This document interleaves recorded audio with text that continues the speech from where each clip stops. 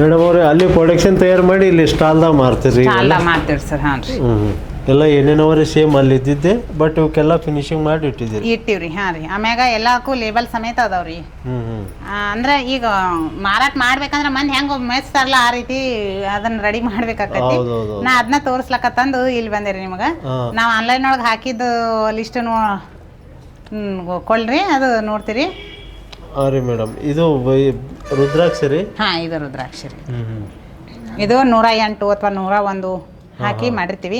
ಈಗ ಲಿಂಗ ಪೂಜೆ ಮಾಡ್ಕೊಳ್ಳೋದಾಗಿರ್ಬೋದು ಅಥವಾ ಜಪ ಮಾಡೋರಾಗಿರ್ಬೋದು, ಅವರೆಲ್ಲ ಇದನ್ನ ಬಳಸ್ತಾರ್ರಿ. ಮತ್ತು ಇದನ್ನ ಬಳಸೋದ್ರಿಂದ ಅಥವಾ ಇದನ್ನ ಎಣಸೋದ್ರಿಂದ ಮನ್ಸಿಗೆ ಸಮಾಧಾನ ಸಿಗ್ತೈತಿ. ಅದೇ ನಾ ಮೊದ್ಲೇ ಹೇಳಿದ್ನಲ್ರಿ, ನಾವು ಹೇಳೋದ್ರಕ್ಕಿಂತನೂ ಅವ್ರು ಫೀಲ್ ಮಾಡ್ಬೇಕದನ್ನ, ಅಂದ್ರೆ ಅದು ಅವ್ರಿಗೆ ಸಕ್ಸಸ್ ಅನಿಸ್ತೈತಿ. ಅದು ಸೋಪ್ ರೀ. ಹಾಂ ರೀ. ಫೇಸ್ ಪ್ಯಾಕ್ ಏನು ಹೇಳಿದ್ನಲ್ರಿ ನಿಮಗೆ, ಈ ಥರ ಫೇಸ್ ಪ್ಯಾಕ್ ಮಾಡಿವಿ ಅಂತಂದು ಹೇಳಿದ್ನಲ್ರಿ, ಅಲ್ಲಿ ಹೇಳಿದ್ನಲ್ಲ ತೋಟದಾಗ, ಅದೇ ಥರ ಈ ಥರ ಪ್ಯಾಕಿಂಗ್ ಮಾಡಿವಿ. ಇದರ ಸೇಮ್ ಇಂಗ್ರೀಡಿಯೆಂಟ್ಸ್ ಅದ್ರೊಳಗೆ ಅದಾವ್ರಿ. ಮತ್ತು ಅದು ಸೋಪು ಇದನ್ನ ಕಲಿಸಿ ಹಚ್ಕೋಬಹುದ್ರಿ. ಇದು ಮುಖಕ್ಕೆ ರಾತ್ರಿ ಟೈಮ್. ಆದ್ರೆ ಅದನ್ನ ಆ ಥರ ಮಾಡೋಕ್ಕಾಗಂಗಿಲ್ಲ, ಸ್ನಾನಕ್ಕಿಂತ ಮುಂಚೆನೆ ಹಚ್ಕೋಬೇಕು. ಆ ಭಸ್ಮ ರೀ, ಅಲ್ಲಿ ಭಸ್ಮ ಐತಲ್ರಿ, ಅಲ್ಲಿ ಭಸ್ಮ ತೋರಿಸ್ಲಿಲ್ಲ, ಗಟ್ಟಿ ಭಸ್ಮ ರೀ. ಇನ್ನೊಂದು ಓನ್ ಪ್ರೊಡಕ್ಷನ್ ಮೇಡಮ್? ಹಾಂ, ಓನ್ ಪ್ರೊಡಕ್ಷನ್. ಆಮ್ಯಾಗ ಇದು ಒಂದ್ರಿ ಸರ್, ನಾನು ನಿಮಗೆ ಇನ್ ಕಡೆ ಹೇಳಿಲ್ಲ ಅನಿಸ್ತತಿ, ಇದು ಅರ್ಕ ಭಸ್ಮ. ಇದು ಈಗ ಒಟ್ಟ ನನ್ನ ಮನಸ್ಸು ಶಾಂತ ಆಗೋಲಾಗೈತ್ರಿ ಅಂತ ಅಂತಿರ್ತಾರಲ್ಲ, ಅಂಥವ್ರಿಗೆ ಒಂದು ಚಿಟಿಕೆ ಅಷ್ಟು ನೀರಾಗ ಹಾಕೊಂಡು ಕುಡಿದು ಬಿಡ್ರಿ ಅನ್ನೋದು. ಬಾಯಾಗ ಹಾಕೋಬೋದ್ರಿ ಡೈರೆಕ್ಟಾಗಿ. ಅದನ್ನು ಒಂದು ಚಿಟಿಕೆ ಅಷ್ಟು ತೊಗೊಂಡು ಬಾಯಾಗ ಹಾಕೊಂಡ್ರೆ ನಡೀತೈತ್ರಿ. ತಂಪು ಅಂದ್ರೆ ಶಾಂತ ಫೀಲ್ ಆಕತ್ರಿ ಮನುಷ್ಯಾಗ. ತುಳಸಿ ಕಟ್ಟೆ ರೀ ಅದು. ತುಳಸಿ ಕಟ್ಟೆ ಇನ್ನೂ ದೊಡ್ಡ ಸೈಜ್ ಬಿ ಮಾಡ್ಬೋದಾ ಮೇಡಮ್? ಮಾಡ್ಬೋದ್ರಿ. ಆದ್ರೆ ಎಲ್ಲ ಹಚ್ಚುಗಳು ಬೇಕ್ರಿ. ದೀಪ ಹಚ್ಲಿಕ್ಕೆ ಅದು ಸರಿಯಾಗಿ ಬರ್ತದೆ. ಹಾಂ ರೀ. ಇದು ಪಣ್ತಿನ ಅದು. ಇದು ಅರಿಶಿಣ ಪುಡಿ ರೀ. ಇದು ತುಪ್ಪ ರೀ. ತುಪ್ಪ ಏನು ರೇಟ್ ಕೊಡೋದ್ರಿ ಮೇಡಮ್? ಸರ್ 2800ರಿಂದ 3000 ತನಕ ಕೊಡ್ತೀವಿ ರೀ. 3000 ತನಕ. ಒರಿಜಿನಲ್ 1/4 kg ಇದು ತೊಗೊಂಡ್ರೆ ಅಂದ್ರೆ 3000 ರೂಪಾಯಿ ರೀ.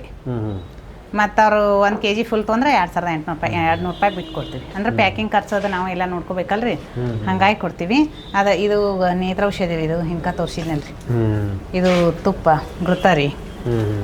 ಇವೆಲ್ಲ ಗಣಪತಿಗಳು. ಇದು ಕಾರ್ ಗಾಡಿ ಒಳಗದು ಅಂಟಿಸ್ಕೊಳಕ್ಕೆ ಇಲ್ಲಿ ಕೆಳಗಡೆ ಒಂದು ಡಬಲ್ ಸ್ಟಿಕ್ಕರ್ ಹಚ್ಚಿ ಕೊಟ್ಟಿವಿ ಅಂದ್ರೆ ಈ ಥರ ಕಾರ್ ಗಾಡಿಯಾಗ ಅವ್ರು ಇಟ್ಕೋಬೋದು, ಆ ಥರ ರೀ. ಆಮ್ಯಾಗ ಇವು ಪಾದಗಳು, ಇವು ಶುಭ ಲಾಭ. ಇದು ಕೀ ಬೆಂಚ್ ಮಾಡಿವಿ ಈ ಥರ. ಇದು ಕೀಲಿನೂ ಹಾಕೋಬೋದು. ಅಂದರೆ ಎಲ್ಲೆಲ್ಲಿ ಪ್ಲಾಸ್ಟಿಕ್ ವಸ್ತುಗಳನ್ನು ಬಳಸ್ತೀವಲ್ಲ ನಾವು, ಅಲ್ಲೆಲ್ಲಾನು ಸಗಣಿ ಅಲ್ಲೆಲ್ಲ ಸಗಣಿಯನ್ನು ಬಳಸಿದ್ರಂದ್ರೆ ಗೋ ಉತ್ಪಾದಕರಿಗೂ ಹೆಲ್ಪ್ ಆಕತಿ. ಒಂದೇದು ಅದನ್ನು ಬಳಸೋದ್ರಿಂದ ಗೋ ಉತ್ಪಾದಕರಿಗೆ ಎಷ್ಟು ಹೆಲ್ಪ್ ಆಕತಿ, ಅದರ ಅರ್ಧದಷ್ಟು ಬಳಸೋರಿಗೂ ಹೆಲ್ಪ್ ಆಕತಿ. ಜೇನುತುಪ್ಪ ನಾ ಇನ್ನೊಂದು ಹೇಳ್ಬೇಕ್ರಿ ಸರ್ ನಿಮಗೆ. ನಾ ಇನ್ ಕಡೆ ಇದು ಕುಳ್ಳ ಅಗ್ನಿಹೋತ್ರ ಕೊಡ್ತೀವಿ ಅಂತ ಅಷ್ಟ ಹೇಳಿದೆ ರೀ. ಅಗ್ನಿಹೋತ್ರ ಮಾಡೋದು ಅಥವಾ ಅದರ ಪ್ರಾಮುಖ್ಯತೆಯನ್ನ ಈಗ ಹೇಳ್ತೀನಿ. ಇದು ತಾಮ್ರ ತಟ್ಟೆ ರೀ ಸರ್. ಇದು ಈ ಆಕಾರನಾಗ ಇದ್ದ ತಾಮ್ರ ತಟ್ಟೆನ ಇರಬೇಕು. ಪಿರಾಮಿಡ್ ಆಕಾರ ಅಂತ ಹೇಳ್ತೀವಿ.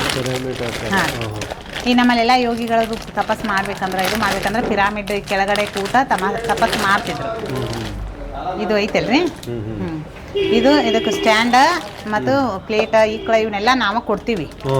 ಇದ್ರ ಜೊತೆಗೆ ಬೆರಣಿನೂ ಕೊಡ್ತೀವಿ, ತುಪ್ಪ ಕೊಡ್ತೀವಿ, ಅದಕ್ಕೆ ಹಾಕುವಂತ ಧಾನ್ಯಗಳನ್ನು ಕೊಡ್ತೀವಿ. ಅದು 1 ತಿಂಗಳದು ಬಜೆಟ್. ಅಂದ್ರೆ ಇದನ್ನೊಂದು ಬಿಟ್ಟು ಉಳ್ಕಿದ್ದೆಲ್ಲಾನು ಸೇರಿಸಿ ಅಂದ್ರೆ ಇದು ಲೈಫ್ ಟೈಮ್ ರೀ. ಇದು ಒಂದ್ಸತಿ ತಗೊಂಡ್ರಿ ಅಂದ್ರೆ ಒಂದ್ಸತಿ ಕಳಿಸ್ಲಾಕ 2600 ರೂಪಾಯಿ ಮಾಡ್ತೀವಿ. ಪ್ರತಿ ತಿಂಗಳು ಬೇಕಂದ್ರೆ ಅವ್ರು ಎಷ್ಟು ಹೇಳ್ತಾರಲ್ಲ ಅದ್ರ ಮ್ಯಾಲ ರೇಟ್ ರೀ. ಕೊಳ್ಳಿಂದು ತುಪ್ಪದ್ದು ಅದ್ರ ಬೇರೆ ರೇಟ್ನ್ಯಾಗ ಕಳಿಸ್ತೀವಿ.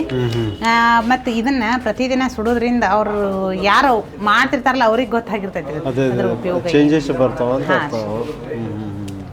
ಆಮ್ಯಾಗ ಹೇರ್ ಆಯಿಲ್ ರೀ. ಇದು ಇನ್ಕರೆ ಇದು ಇರಲಿಲ್ಲ, ಲೇಬಲ್ ಇರಲಿಲ್ಲ, ಹಂಗೆ ತೋರಿಸಿದೆ. ಇದು ಒಂದು ಏನೈತ್ರಿ, ಗೋಮೂತ್ರ ರೀ. ಇದು ಸೀದಾ ಮನೆಗಳಿಗೆ ಪೂಜೆಗೆ ಪುನಸ್ಕಾರಕ್ಕೆ ಬಳಸ್ಲಾಕತ್ತಂದು ಜೇನುತುಪ್ಪ ಮಾಡೀವಿ. ಇದು ಗೋಮೂತ್ರ ರೀ. ಇದು ಜೇನುತುಪ್ಪ ರೀ. ಇದು ಜೇನು ಸಾಕಾಣಿಕೆ ಇದ್ದು ನಮ್ಮಲ್ಲಿದೆ ರೀ. ಅಂದ್ರೆ ಹಾಂ ರೀ, ನಮ್ಮಲ್ಲಿದೆ ರೀ. ಈ ಕೆಲವು ಜನ ಬೆಲ್ಲದ ಕಲಸನು ಕೊಡ್ತಾರಲ್ಲ ಆ ಥರ. ಹಾಂ, ಇಲ್ಲ ಸರ್, ಇದು ನಮ್ಮಲ್ಲಿ ಬೇರೆಯವ್ರು ಕೊಡ್ತಾರ. ಹಾಂ ರೀ, ಇದು ಒರಿಜಿನಲ್ ರೀ. ಸಾಕು ಜೇನಿಂದ್ರಿ, ಪೆಟ್ಟಿಗೆ ಒಳಗಿಟ್ಟು ಸಾಕು ಜೇನ ಮಾಡಿದ್ದು. ಹಾಂ, ಇದು ಕಮಲ ರೀ. ಈ ಥರ ಎಲ್ಲಾನು ಇದು ಮಾಡಾಕತ್ತೀವಿ. ಇದು ನಮ್ದು ಕಾರ್ಡ್ ರೀ, ವಿಸಿಟಿಂಗ್ ಕಾರ್ಡ್ ಸರ್. ಆಯ್ತಾಯ್ತು ಮೇಡಮ್, ನೀವು ಹೇಳಬೇಕಾಗಿದ್ದು ನಮ್ಮಲ್ಲಿ ಮಹಿಳೆಯರು ಭಾಳಷ್ಟು ಜನ ಏನದಂದ್ರೆ ಮನೆಯಲ್ಲಿ ಇರ್ತಾರೆ, ಹಾಂ ರೀ, ಎಲ್ಲ ಕೆಲಸ ಮುಗಿಸ್ಕೊಂಡು ಏನೋ ಮೊಬೈಲು ಟಿ ವಿ ನೋಡ್ತಿರ್ತಾರೆ. ಹೌದು ಅಂಥ ಮಹಿಳೆಯರಿಗೆ ನೀವು ಹೇಳಬೇಕಾಗಿದ್ದ ಸಂದೇಶ ಏನು? ಸರ್, ಅಂದ್ರೆ ನಾ ಹೇಳೋ ವಿಷಯ ಕೆಲವ್ರಿಗೆ ಇಷ್ಟ ಆಕತ್ತೋ ಇಲ್ಲೋ ಗೊತ್ತಿಲ್ಲ ನನಗೆ. ಮನುಷ್ಯ ಕೂತ್ ಕೆಡೋಕ್ಕಿಂತ ಮಾಡಿ ಕೆಡ್ಬೇಕು.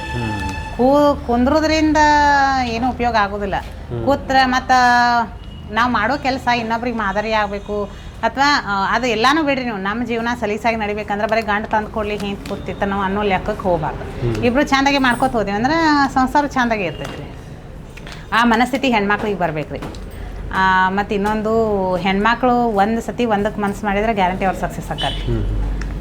ಗಂಡು ಮಕ್ಳ ಗತೆ ಅಲ್ಲ, ಗಂಡು ಮಕ್ಳು ಬೈತೀನಿ ಅಂತಲ್ಲ, ಗಂಡು ಮಕ್ಕಳಲ್ಲಿ ಇರುವಷ್ಟು ಆಲಸ್ಯತಾನೆ ಹೆಣ್ಮಕ್ಳಲ್ಲಿ ಇರೋಂಗಿಲ್ಲ. ಈ ಥರ ಯಾರಾದರೂ ಟ್ರೈನಿಂಗ್ ಅದು ಬರಬೇಕು ಅಂತೇಳಿ ನಿಮಗೆ ಕಾಂಟ್ಯಾಕ್ಟ್ ಮಾಡಿದ್ರೆ ಅವ್ರಿಗೆ ಟ್ರೈನಿಂಗ್ ಕೊಡ್ತಿದ್ದೀರಾ? ಹಾಂ ರೀ ಸರ್, ಕೊಡ್ತೀವಿ. ಅದೇ ಟ್ರೈನಿಂಗ್ ಕೊಡ್ಬೇಕನ್ನೋ ಥಿಂಕ್ ಐತ್ರಿ. 3 ತಿಂಗಳಿಗೆ ಒಂದು ಸತಿಯಾರ ಇಡೋನು ಅಂದರೆ ನಾವು ರೈತರಲ್ರಿ, ನಮಗೆಲ್ಲ ಅನುಕೂಲತೆಗಳನ್ನು ನಾವೇ ರೆಡಿ ಮಾಡ್ಕೋಬೇಕು.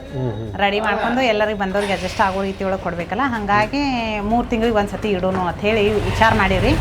ಇನ್ನು ಸದ್ಯದ್ರೊಳಗೆ ಇನ್ನೊಂದು 2-3 ತಿಂಗಳೊಳಗೆ ಅದನ್ನು ಯೋಜನೆ ಮಾಡ್ಬೇಕಂತ ಹೇಳಿ ವಿಚಾರ ಮೇಲೆ ಅದೇ.